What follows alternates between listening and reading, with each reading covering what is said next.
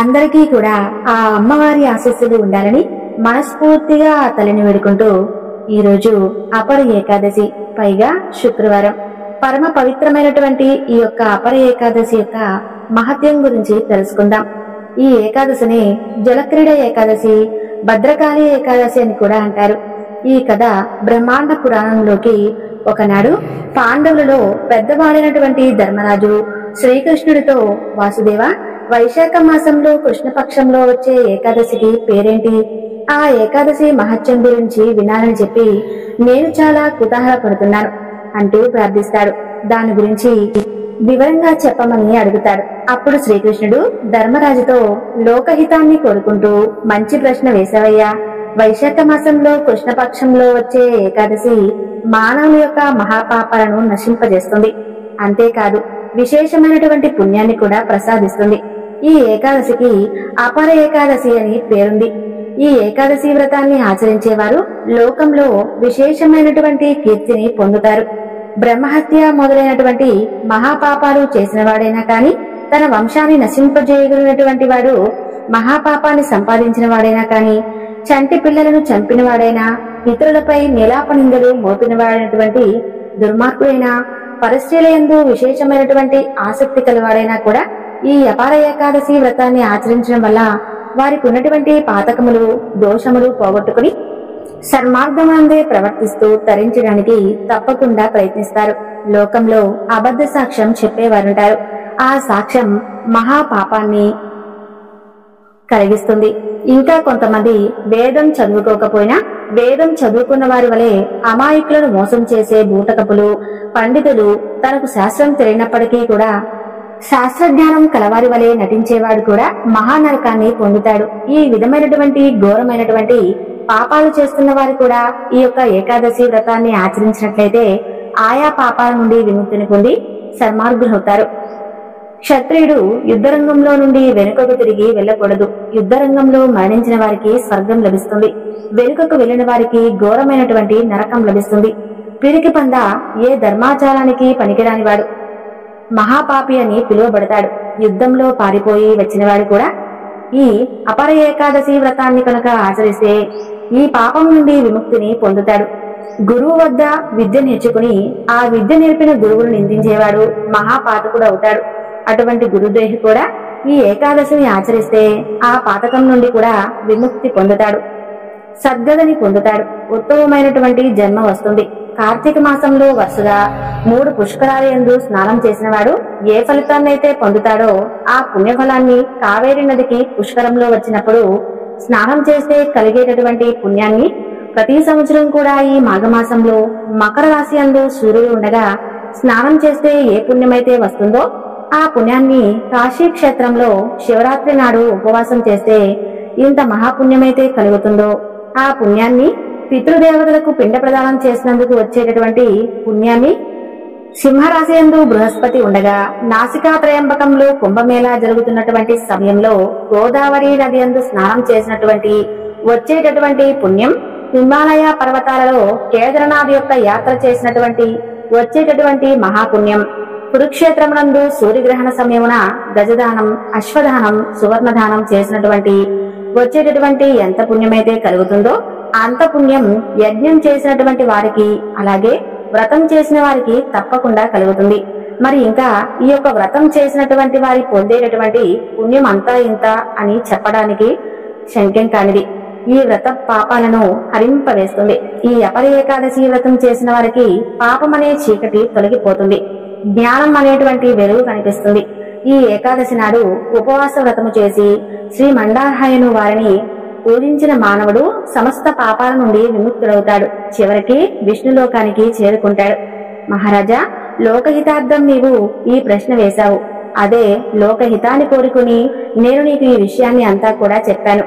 ఈ మహత్యాన్ని చదివిన వారు, విన్నవారు కూడాను సమస్త పాపాల నుండి విముక్తులవుతారని చెప్పి శ్రీకృష్ణుడు అపర ఏకాదశి యొక్క వ్రత విధానం గురించి, వ్రత మహత్యం గురించి ఈ విధంగా వివరిస్తాడు. పూర్వం 1000 సంవత్సరాల క్రితం మహిధ్వజుడు అని ఒక పేరు కలిగినటువంటి, దయ కలిగినటువంటి, ఉదారమైనటువంటి ఒక రాజు ఉండేవాడు.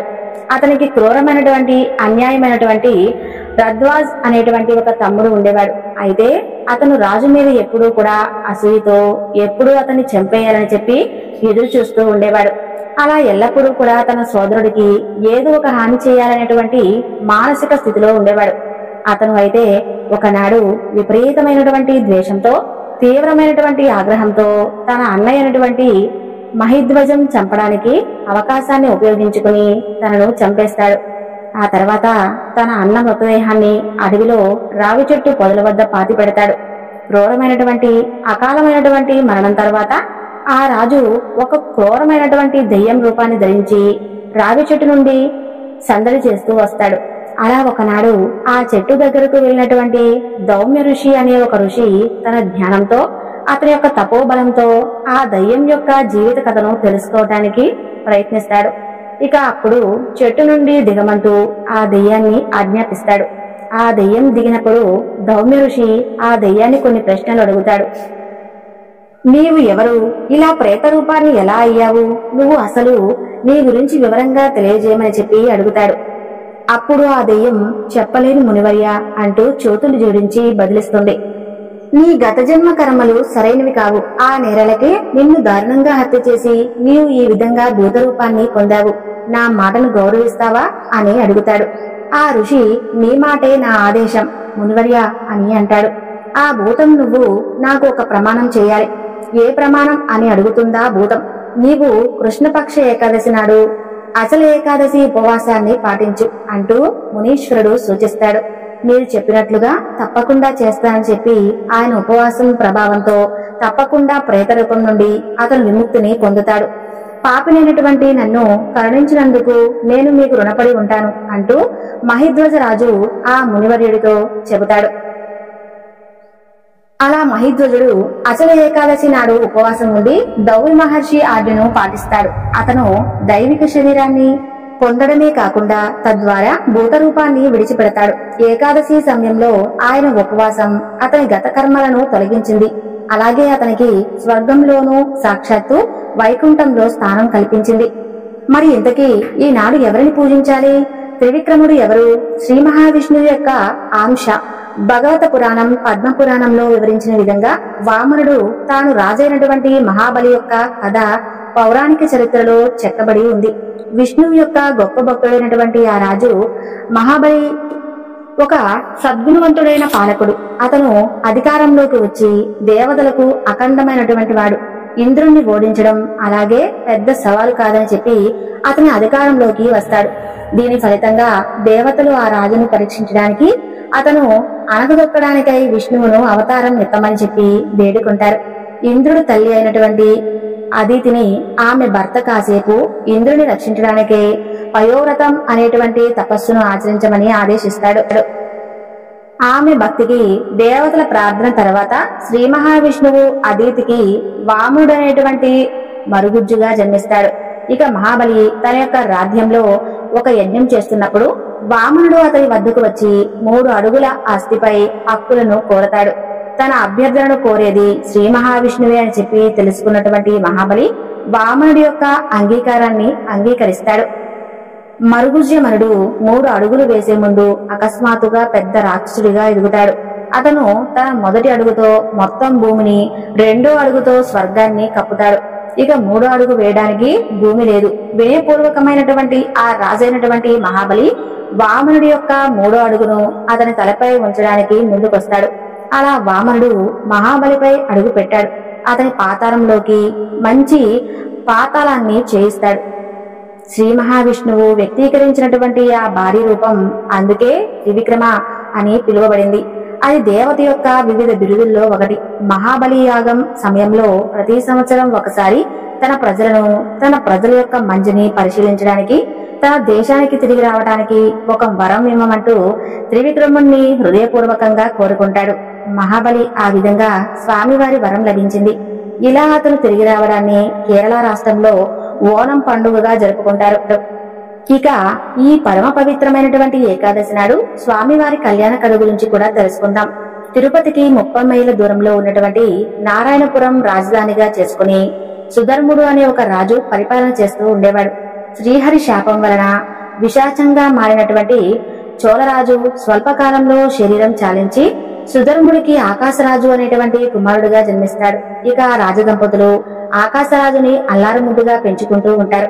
ఒకనాడు వేటకు వెళ్ళినటువంటి సుధర్ముడు అలసిపోయి కపిలతీర్థం దగ్గర విశ్రాంతి తీసుకోవాలని కూర్చుని ఉంటాడు.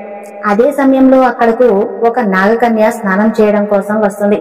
ఆమెను చూసినటువంటి ఆ రాజు ఆమెను ఇష్టపడతాడు. వెంటనే గాంధర్వ వివాహం చేసుకుంటాడు. అలా వారి వరకు జన్మించిన వాడు తొండమానుడు.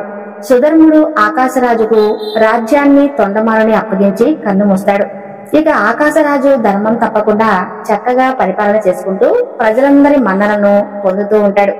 ఆకాశరాజు భార్య ధరణీదేవి ప్రజలను కన్న బిడ్డలుగా భావిస్తూ ఉండేది. కానీ ఆయనకు సంతానం లేదు. ఆ చింత వారిని ఎప్పుడూ కూడా బాధ పెడుతూ ఉండేది. ఒకనాడు వారు తమ కులగురువు అయినటువంటి సుఖమహర్షిని ఆహ్వానిస్తారు. ఆయనకు పాద పూజ చేస్తారు. తర్వాత వారి వేదనంతా కూడా తొలగించమంటూ ప్రార్థిస్తారు. రాజా, పుత్రకామేష్టి యాగం చేస్తే తప్పకుండా సంతానం కలుగుతుందని చెబుతారు కదా, మరి పుత్రకామేష్టి యాగం చేయమంటారా అని అడుగుతారు. అందుకు గురువైనటువంటి సుఖమహర్షి కూడా ఆమోదం తెలపడంతో మంచి ముహూర్తం ఖరారవుతుంది. బ్రాహ్మణులను రావించి కావలసినటువంటి ఏర్పాట్లు చేస్తారు. యాగశాల కోసం భూమిని బంగారు నాగలితో దున్నుతుండగా నాగలి ఏదో తగిలినట్టుగా అనిపిస్తుంది. వారందరూ అది చూస్తే ఒక పెద్ద పెట్టె, అందులో ఒక పద్మంపై ఉన్నటువంటి ఒక పసిపాప వారికి కనిపిస్తుంది. ఆ వెంటనే ఆకాశంలో మెరుపు, అందులో నుండి ఆకాశవాణి ఇలా వినిపిస్తుంది. రాజా, నీ పూర్వజన్మ సుకృతం వల్ల ఈమె నీకు లభ్యమైంది. ఈమె వల్ల నీ వంశం తరించబోతుంది. ఈ మాట తథ్యం అని ఆకాశవాణి ద్వారా వారందరూ కూడా వింటారు. ఇక అక్కడ ఉన్న వారందరూ కూడా ఆ మాటలు విని ఎంతో సంతోషం వ్యక్తం చేస్తారు. ఆ తర్వాత యాగాన్ని రాజదంపతులు ఎంతో భక్తి శ్రద్ధలతో పూర్తి చేసి ఆ తర్వాత సుఖమహర్షితో తిరిగి రాజమందిరానికి వెళ్లిపోతారు. మహర్షి, ఈ బిడ్డకు మీరు నామకరణం చేయండి అని చెప్పి కోరుకుంటారు. ఆ దంపతులు రాజపద్మంలో మనకు కనిపించింది కాబట్టి పద్మావతి అని పేరు పెట్టండి అని చెబుతాడు సుఖమహర్షి. అలా వారు పద్మావతి అని పేరు పెడతారు. ఆ పాపను అల్లారుముద్దుగా పెంచుకుంటూ ఉంటారు. కొద్ది కాలంలోనే వారికి వసుధాముడు అనేటువంటి మరో కుమారుడు జన్మిస్తాడు. అలా ఇరువురు పిల్లలను అల్లారుముద్దుగా చూసుకుంటూ ఉంటారు. ఇప్పుడు పద్మావతీ దేవి యొక్క పూర్వజన్మ వృత్తాంతం గురించి తెలుసుకుందాం. పద్మాక్ష మహారాజుకు చాలా కాలం తర్వాత వరలక్ష్మీదేవి యొక్క అనుగ్రహంతో మాస్లుగి అనేటువంటి ఒక కుమార్తె జన్మిస్తుంది. ఆమె సకల విద్యా పారంగుతురాలు. 16 సంవత్సరాలకే యుక్త వయస్కురాలవుతుంది. ఆమె శ్రీహరిని వివాహం చేసుకోవాలని చెప్పి శ్రీహరిని ఎప్పుడూ కూడా ఇష్టపడుతూ ఉండేది. కుమార్తె ఆవిష్టం తెలుసుకుని తండ్రి ఒకనాడు స్వయంవరం ఏర్పాటు చేస్తాడు. దేశ దేశాల రాకుమారుడు అందరూ కూడా వస్తారు. కానీ పిలవకుండా రావణాసురుడు వచ్చి ఆమెను బలవంతం చేయబోగా అందుకు అడ్డుకున్నటువంటి ఆమె తండ్రిని వధిస్తాడు. ఇక మాసునుంగి మాయపై అరణ్యంలో వేదాలు చదువుతున్నటువంటి మురులు ముందుకు వస్తుంది. వేద పట్టణం సమయంలో ఆవిడ వచ్చింది కాబట్టి ఆమెకు వేదవతి అని నామకరణం చేశారు. ఆమెను ఇక ఆమె వారి అనుమతి పొంది తపస్సు చేయడానికి హిమాలయాలకు వెళ్తుంది.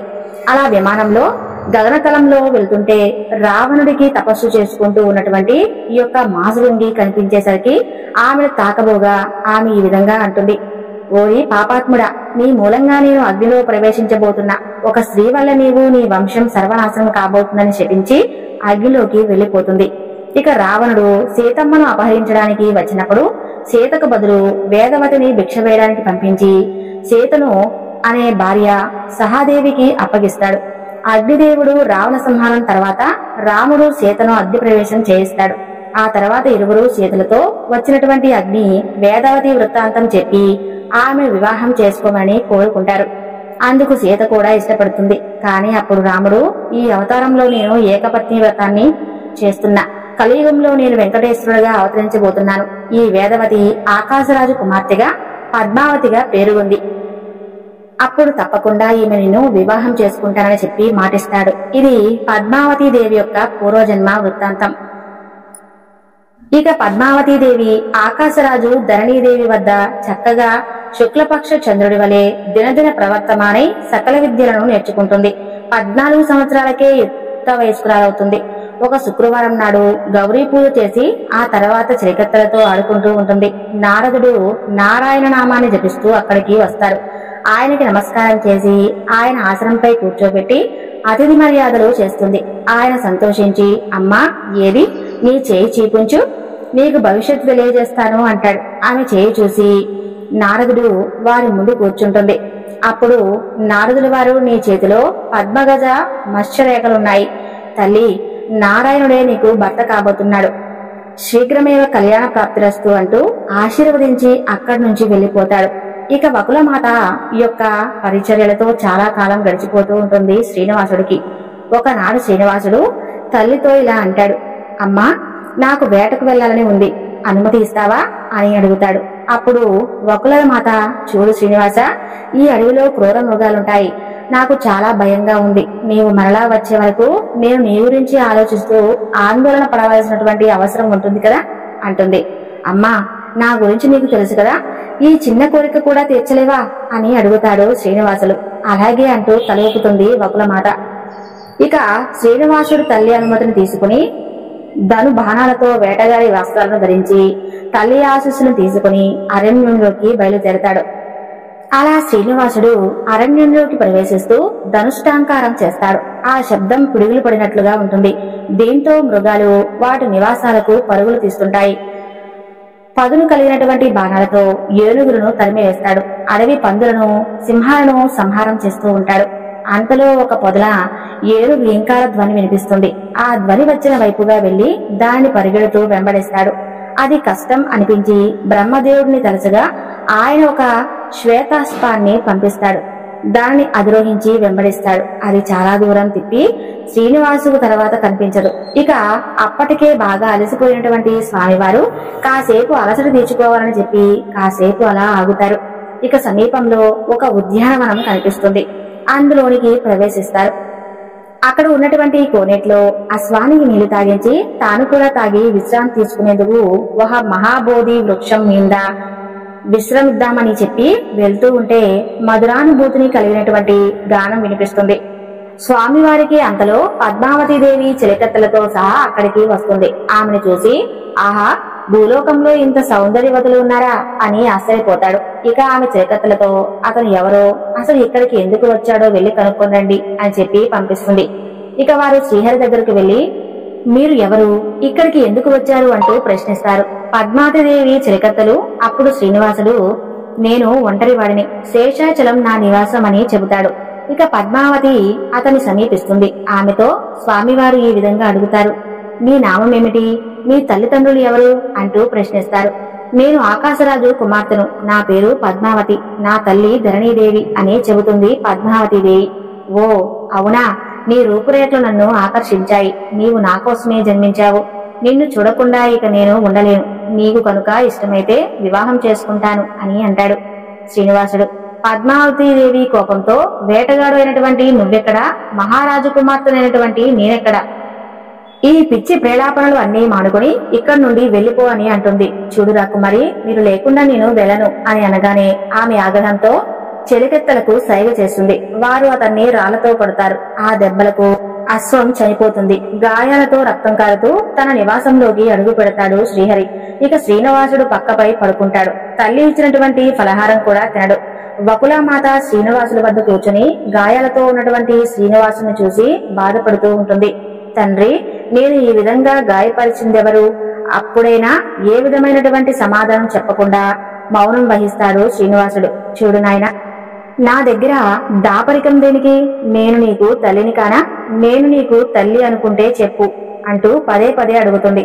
అప్పుడు శ్రీనివాసులు, అమ్మా, నేను ఒక మదపుటేనుగును వేటాడుతూ అలసిపోయి ఒక ఉద్యానవనంలో అడుగు పెట్టాను. అక్కడ కొలంలో నీరు త్రాగి విశ్రాంతి తీసుకోవాలనుకుంటున్నాను. అంతలో రాకుమార్తె కనిపించేసరికి ఆమెను వివాహం చేసుకుంటా అని అడగగా ఆమె ఇదిగో ఇలా నన్ను కొట్టించిందని చూపుతాడు.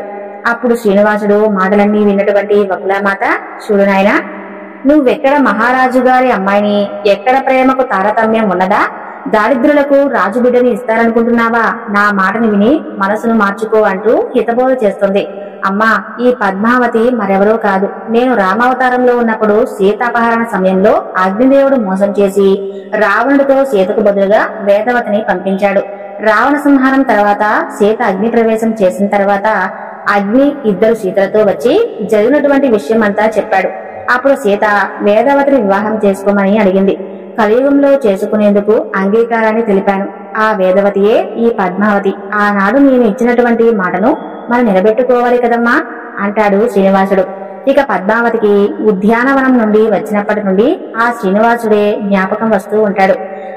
చెలికత్తెలకు చెప్పడానికి బిడియం, తల్లికి చెబుదామంటే బికారి గురించి నీకెందుకు అంటుందేమోనని భయం, ఇక తండ్రికి చెబితే తన స్థాయి కాదంటాడేమోనని ఆలోచిస్తూ ఉంటుంది. అలా ఎవరికీ చెప్పకుండా నిద్రపోవటం లేదు, ఆహారం తీసుకోవటం లేదు, ఆట పాటలు లేవు. మనోవ్యాధితో మంచం పడుతుంది. జ్వరంతో శరీరం మండిపోతూ ఉంటుంది. నిద్రలో పిచ్చిగా కలవరిస్తూ ఉంటుంది. అలా కుమార్తె వ్యాధి రాజదంపతులకు అంతుపట్టనిదిగా మారిపోతుంది. రాజవైద్యులను భూత వైద్యులను అందరినీ కూడా పిలిపించి మందులు ఇప్పిస్తారు, మంత్రాలు కట్టిస్తారు, యంత్రాలు చేపిస్తారు.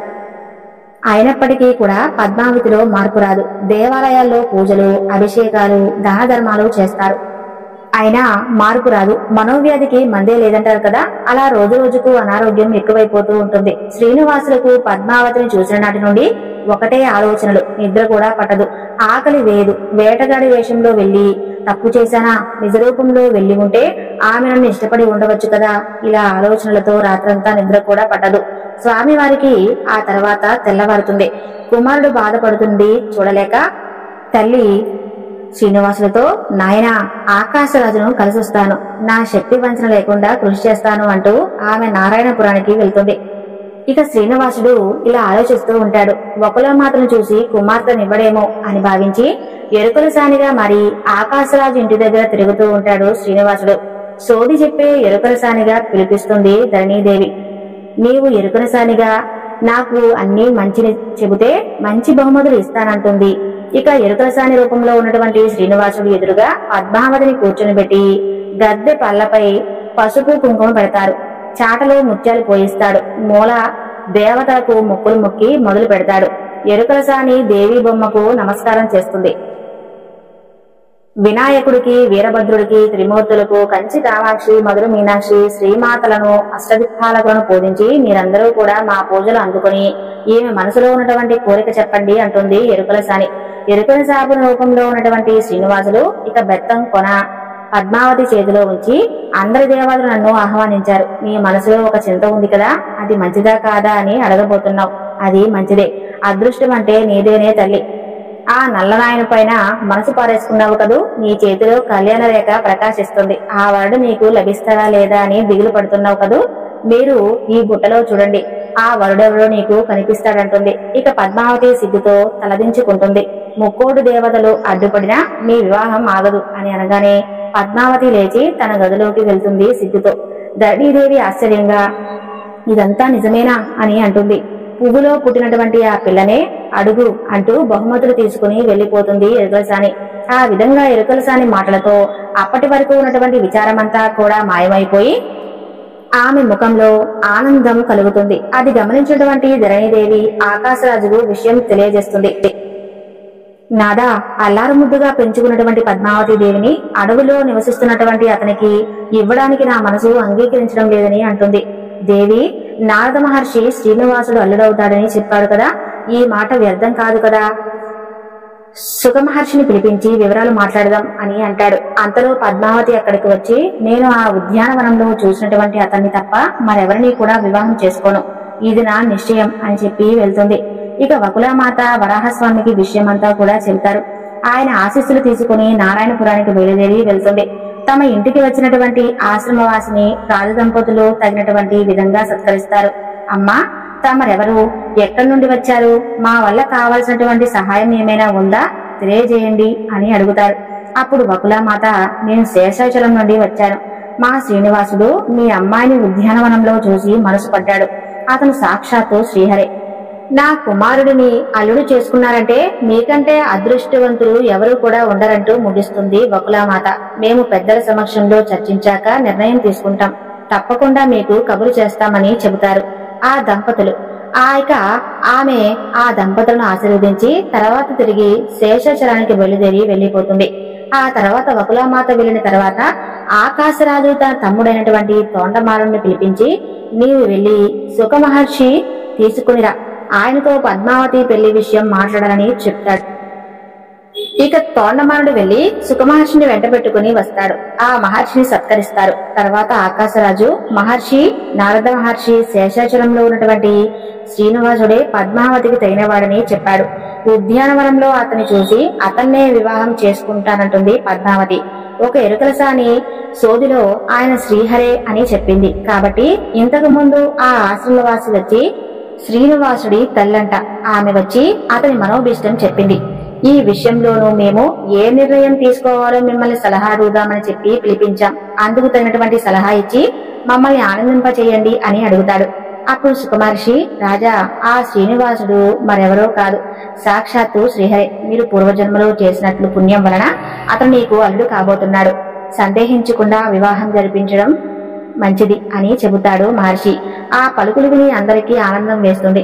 ఆకాశరాజు దేవగురువు బృహస్పతి ఇద్దరు మహర్షులను పిలిపించి బృహస్పతితో మీరు లగ్న పత్రిక వ్రాయవలసింది అని కోరారు.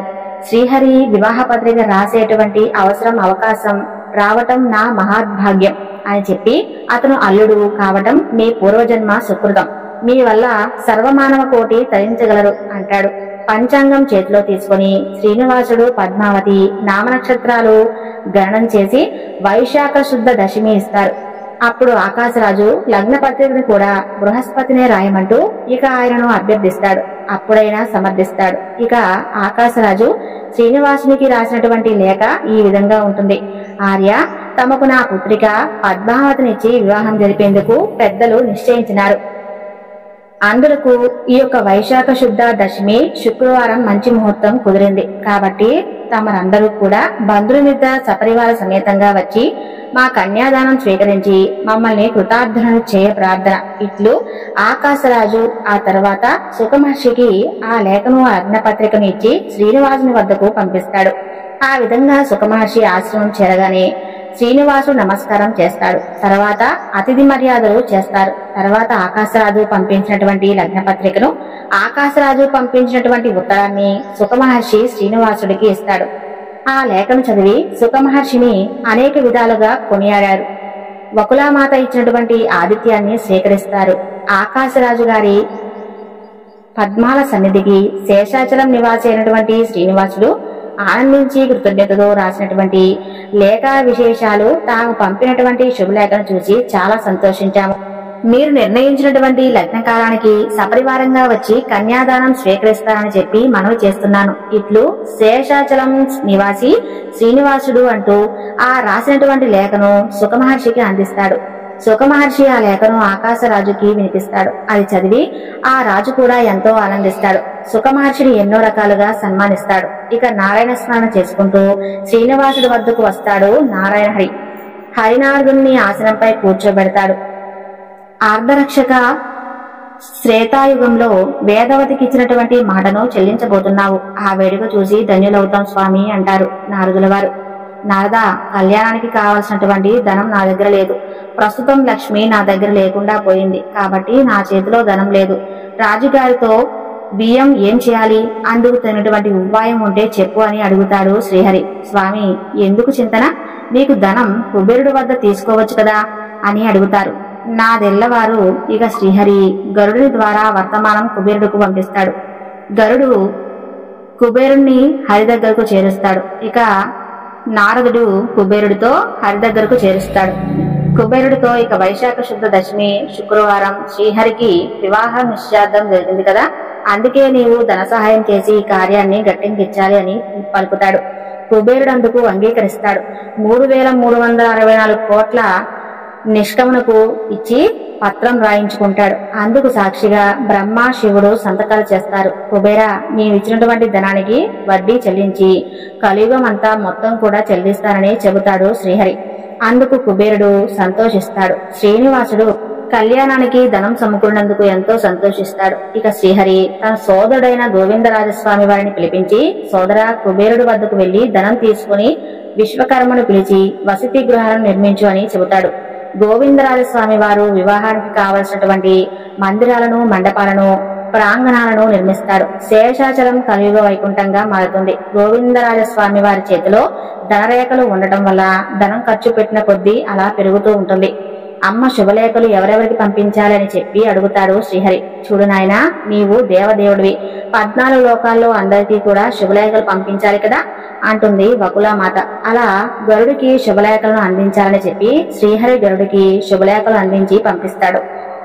ఆహ్వానితులందరూ కూడా బయలుదేరి శేషాచలాన్ని చేరుకుంటారు. బ్రహ్మ, సరస్వతి, శివపార్వతులు, ఇంద్రుడు, నారదుడు, అష్టదిక్పాలకులు, బృహస్పతి, మహర్షులు, అప్సరసలు, వినాయకుడు ఇలా మొదలైన వారందరూ కూడా హరి వివాహానికి విచ్చేశారు. అగ్నిదేవుడు పంచలక్ష ప్రమాణాలు అతిథులకు వడ్డించి చందన కస్తూరి తాంబూలాన్నిచ్చి సత్కరిస్తూ ఉంటారు.